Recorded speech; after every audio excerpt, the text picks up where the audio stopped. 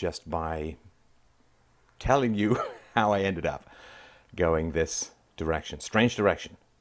Strange direction for me, but nonetheless.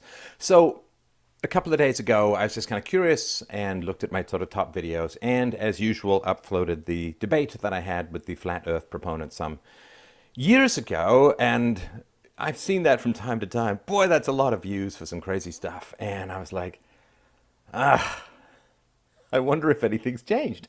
So I began to sort of look up some of the flat earth stuff, and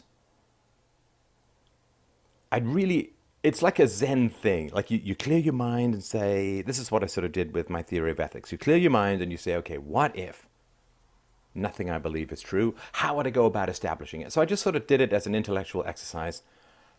Let me tell you something. I mean, it's not quite as easy as you think. So I'm going to put forward these arguments, and you can figure out for yourself where I stand, and I look forward to the rebuttals below. But let me just sort of run through what I have discovered. And I'm aware there are internet rabbit holes, there are wormholes that lead you to an entirely different dimension of not correct.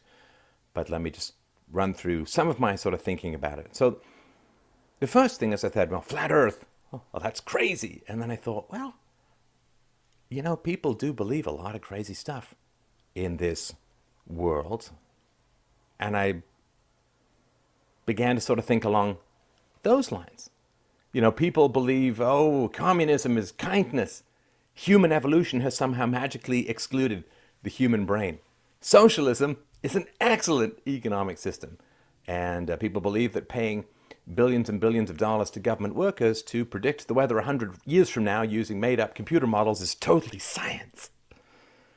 People believe that debt is money. Liabilities are assets. Government schools have something to do with education. So lots of crazy beliefs out there. All of those, by the way, do far more harm than something like the flat earth. And then I thought that was okay. Lots of crazy beliefs out there. And then I thought, well, how do I look to someone who's not well-versed in philosophy?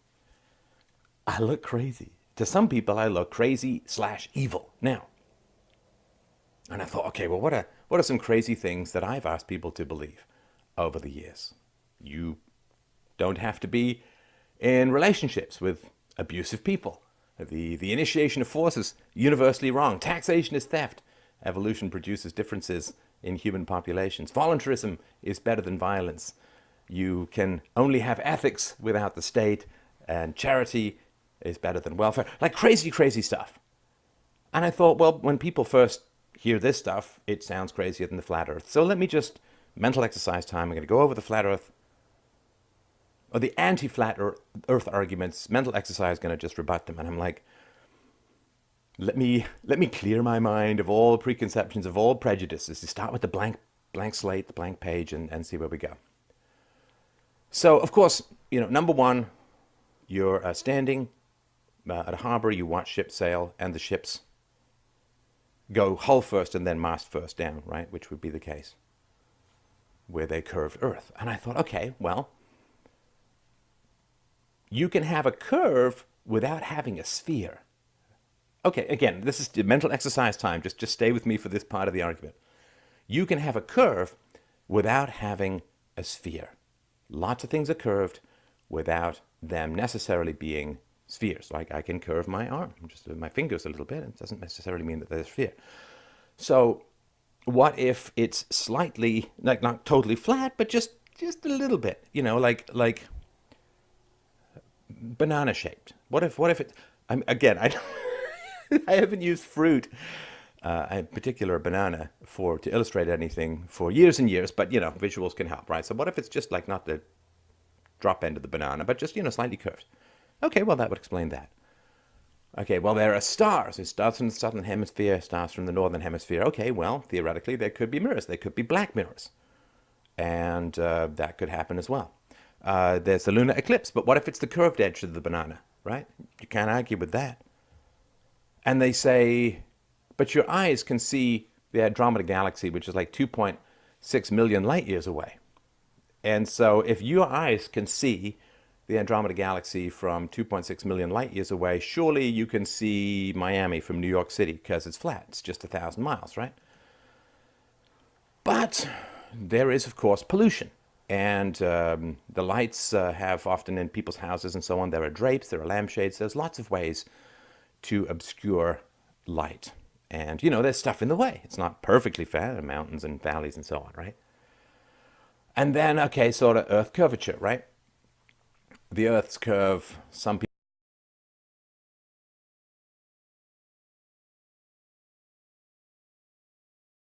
a window, but you go higher, and then you see a slight curve. So again, we go back to the banana, kind of slight curve. Again, mental exercise time. I know it's crazy. Mental exercise time, slight curve, right?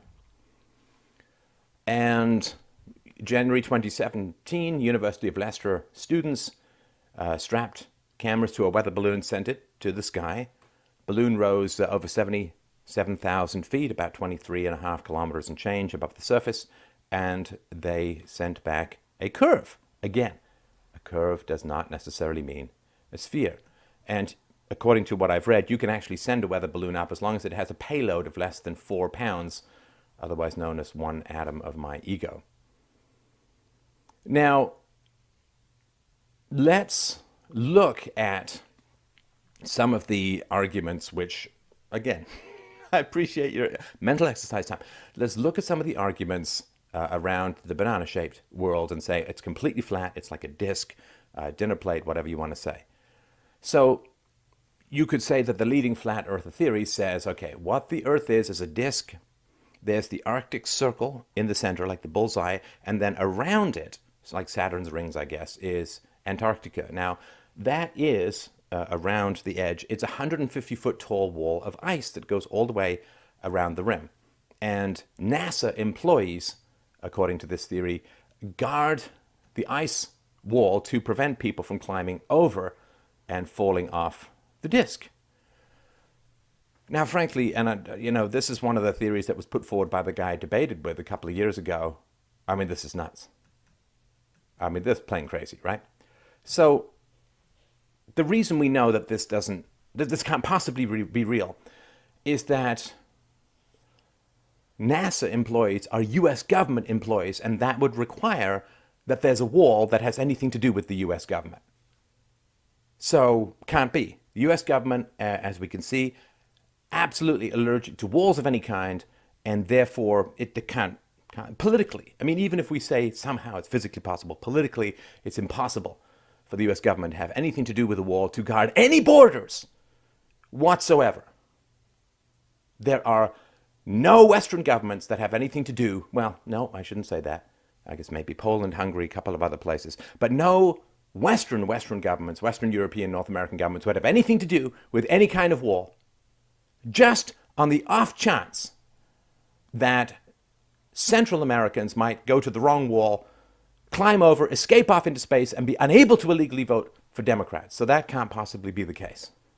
And of course, if anyone proposed building such an ice wall, the Democrats would simply say, or the leftists would say, well, people would just tunnel under it or bring a 155-foot ladder. So politically speaking, it is constitutionally impossible, it seems, for Western governments to build walls of any kind, to maintain walls of any kind, so that can't possibly be occurring. Oh,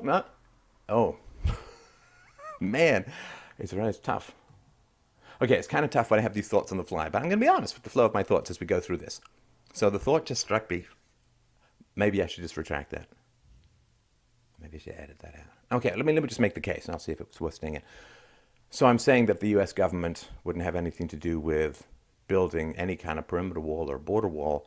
That's actually not true, because recently Trump signed a $1.3 trillion omnibus spending bill that had lots and lots of money.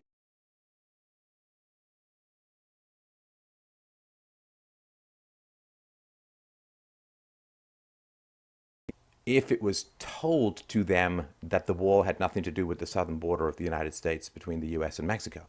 So, okay, maybe that's a little bit more plausible.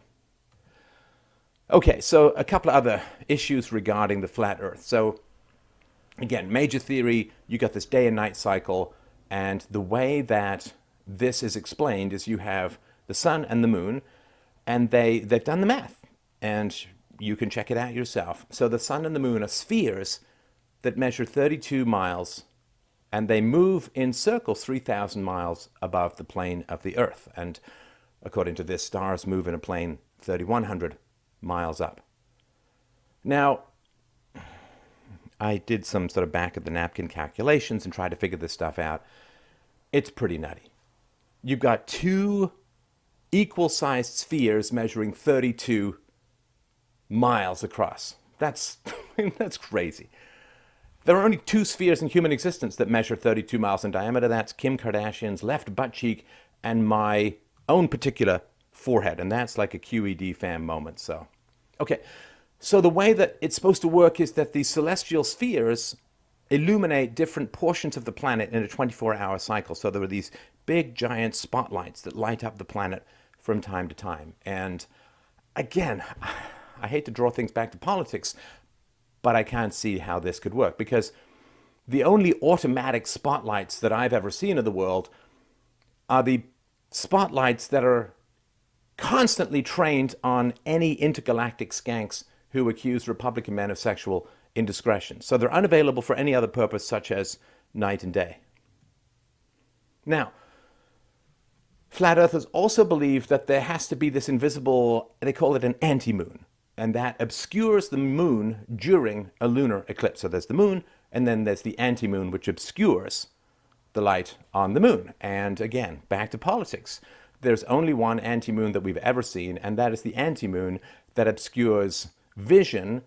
So these are the media blackouts on any legitimate victims of sexual assault by Democrat, let's say, men. So again, politically, we're having trouble. Now, the problem also is gravity, right?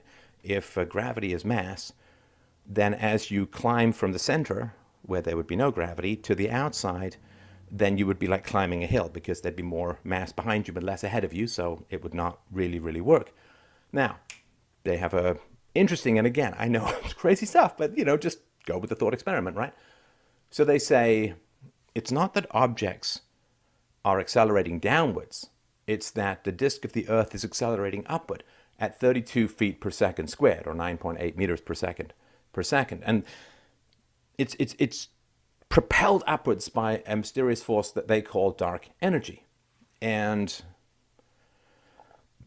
I hate to say how I spent my evening, but let's just say that there's, I guess, a rift or a split or significant disagreement between factions of the flat earthers about whether or not Einstein's theory of relativity permits the Earth to continue accelerating up past the speed of light. Of course, according to Einstein's theory of relativity, as you get closer to the speed of light, all the energy that you apply to get faster gets converted to mass, and you can't ever get past the speed of light. So, again, I'm with Einstein for the most part, but some, again, admittedly English history major, back of the napkin calculations. The only thing that has been clocked as faster than light are the theoretical tachyons and, of course, the absolutely empirical wild internet accusations. They've been clocked at faster than light. Interestingly enough, the only thing that's opposite to that, the only thing that has the greatest amount of inertia or slowness or lethargy, are leftist appreciations of the genius of the free market, and also corrections and retweets of those corrections of wild internet accusations. So now, of course, the question is, if it's flat, what lies beneath? What lies beneath? Now, this, of course, is unknown, but most flat earthers, well, let me say, there's a lot of flat earthers who just believes it's rocks, because you drill down and you can see. But there is another contingent that believes that if you keep drilling down under the flat earth, you will find a layer, millions and millions of bodies produced by murderous communism. And if you go even further below that, you might find the conscience of a communist. Of course, that remains a theoretical entity like tachyons. Now, of course, when you have a basic truth, and there has to be a big cover-up, and why is there a big cover-up? So why would governments conceal the true shape of the Earth? Now, again, it's trying to guess what's in the mind of some sort of shadowy cabal on the other side of the planet, but it's probably has something to do with finances. And of course, there's base human motive. it costs a lot less to fake a space program than to actually have a space program. So, of course, everyone who's involved in NASA, they seem to have particular virulence against, well, it's to do with wanting funding. Okay, so let me give you an example that's probably closer to, it's far cheaper to fake a currency than to actually have a currency, right? To fake a currency, you can just type whatever you want into your own bank account.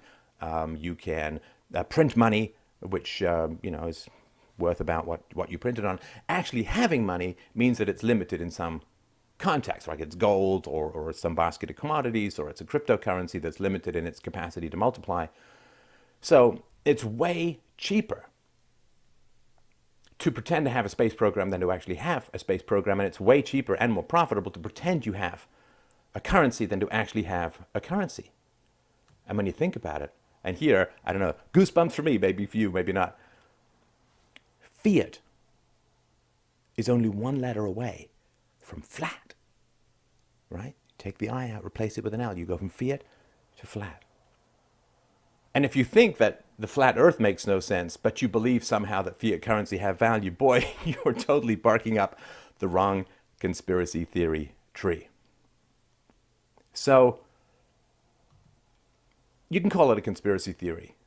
The question then becomes, how prevalent does a conspiracy theory have to be before it's no longer a conspiracy theory? Wild, crazy theories are always on the outside, always on the periphery. People thought that Einstein was crazy when he put forward and hundreds of scientists signed a document saying it is our consensus that Einstein is wrong. And Einstein basically said science is not consensus.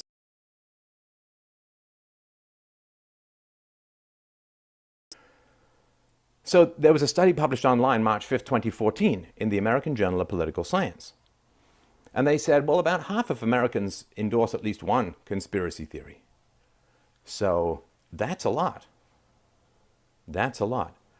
And they gave, well, let's just give some examples of conspiracy theories. The media supplies news, not propaganda. Government schools supply education, not propaganda. Movies supply entertainment, not propaganda. Cell phones are useful information appliances, not intergalactic spying devices. There is such a thing as the Department of Defense. Military bases around the world, 700 of them. Why? Because America is everywhere. Search engines are in the business of delivering information to you rather than delivering your private life and sometimes your kidney in a bag to advertisers, totalitarian governments, and foreign hackers. Diversity is a strength. It's not April 1st today. Lots of theories out there that are kind of crazy that people still believe. So the upshot, it's been quite a journey. I am discombobulated. I feel like I've disassembled and reassembled in a mere proxy or doppelganger of a rational human being. So that's where I'm at. Tell me where I'm wrong. The flat earth. Yeah, it seems kind of crazy. It still seems nuts. But it's still a better love story than Twilight. It's still a better social theory than multiculturalism. It's still a better economic theory than socialism.